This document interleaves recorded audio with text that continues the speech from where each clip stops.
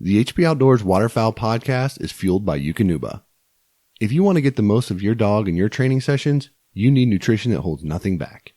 Eukanuba's new premium performance lineup is built with the nutrients dogs need to help unleash their max potential. That starts with providing energy that matches their efforts, supporting optimal nutrient delivery, and supporting post-exercise recovery. Check out the new Eukanuba Premium Performance lineup and find your dog's fuel at eukanubasportingdogs.com. You are listening to the HP Outdoors Waterfowl Podcast.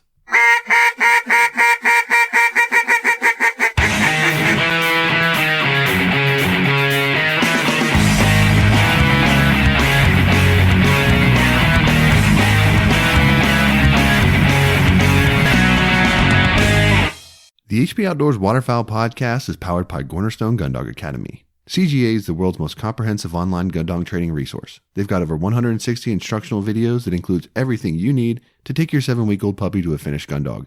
Visit cornerstonegundogacademy.com to sign up for the free preview module and begin your training journey today. Cornerstone Gun Dog Academy, the most advanced gun dog training resource on the web. Sound Gear is offering a 35% discount to the HP Outdoors listeners for their instant fit industrial and shooter products. You can head over to soundgearhearing.com and use the promo code HPO35 to claim your discount today. Lifetime Decoy's new Flex Float Mallard decoys set the new standard for quality and durability in waterfowl decoys. An EVA foam, open bottom construction combined with patent-pended dual flow swim keel system allows for more movement and less wind, the ability to sit flat on ice and dirt, and virtually indestructible design which can be shot or otherwise punctured and still float. Each decoy weighs only 11 ounces with the self-righting keel weights removed or 19 ounces with the weights installed. Check them out today at lifetimedecoys.com. Lucky Duck, about the only creature they can't deceive is you.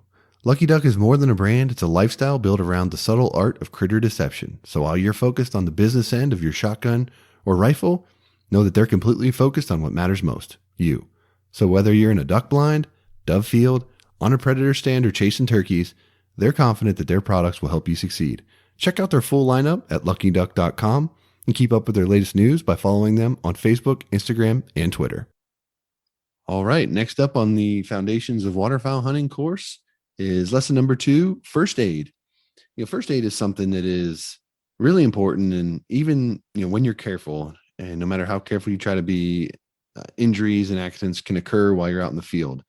You need to have a plan. You need to know what you should do, what you should not do in sort of an emergency. So sort of improper care can actually worsen a victim's condition than no care at all. So I think it's understanding what you have at your disposal in your first aid kit, what you're personally capable of doing as far as administering care to someone who might be injured or to yourself who may become injured, and then also knowing when the right thing to do is to find help or to get to a safe location as quickly as possible. So knowing what you have in your kit and what you're comfortable doing goes a long way and can ultimately save someone's life if you get into a really, really tricky situation. So a couple of things that you probably want to think about including in your sort of standard first aid kit. And I should note, before we go any further, we do have a full podcast episode on first aid where we talk about this at great length. So if this is a particular topic of interest where you'd like to get some more information, you can search our episodes on our website and find that where you can check out that in more detail. 73. Episode 73. Yes. Okay, cool. So first things I would say to include in your kit are going to be latex gloves. Obviously, if you're going to be dealing with blood, particularly anyone else's blood, latex gloves are always a good idea. Things to stop bleeding, sterilize, gauze dressings, triangular bandages, things like that. They will help you stop bleeding. They help you stabilize injuries. Triangle bandages can be made into a sling, things like that. So,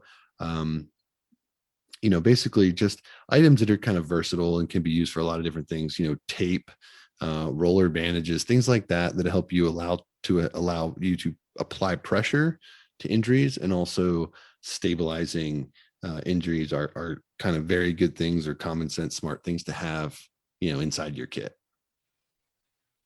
Yeah, and it seems like guys are always jamming everything possible that they can into their bags as they go out. So it's always tough to try and make sure that you have room for the first aid kit. One thing that I would add to what Josh was saying is, if you don't have something, we hunt a lot of swamps. If you get cut and you have swamp water and you have something like some fresh water, something to clean that out before you apply any kind of bandages so you can get a little bit of that gunk out of there. But a few other things, we usually hunt with one or two elderly gentlemen or women that go out with us. If you have some maintenance medications like aspirin that might help if there is a situation such as a heart attack, or Tylenol, ibuprofen, a barrier for rescue breathing, for CPR, stuff like that.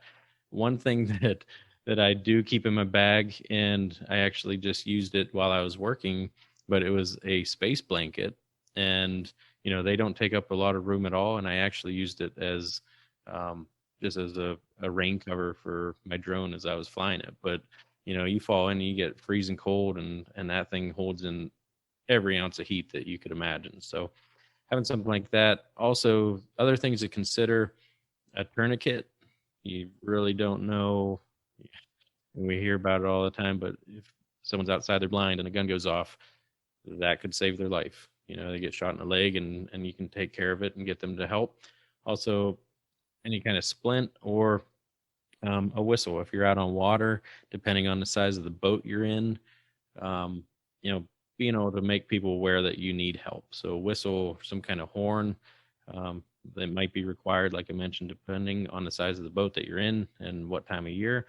But that couldn't hurt. And I know I have one knife that does have I think it's a Bear Grylls Gerber knife that has a whistle on the end of it. And I hope I never have to use it, but I know it's there when I take my stuff out. So things to think about. And like Josh said, episode 73, we cover everything, the do's and don'ts. And that's one of my favorite episodes.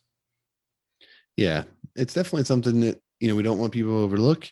We're not saying bring, a massive med bag with you, but, some small items that might be able to take care of you or your hunting partner or your dog. We've talked about some of that stuff in the past as well.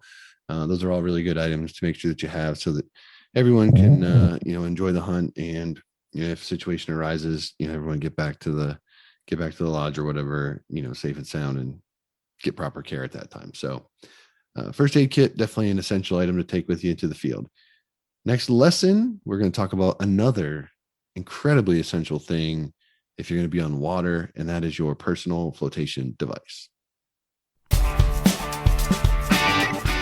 That's going to do it for this episode of the HP Outdoors Waterfowl Podcast. If you're new to the show, head over to iTunes, check out some of our past episodes, and while you're there, leave us a 5-star rating and review. It's the best way for like-minded hunters just like you to find our show. Check us out on social media, check us out over at hpoutdoors.com, and anywhere you can find quality podcast content. That's going to do it for this week. Till next time, for Dan, I'm Josh. Take care.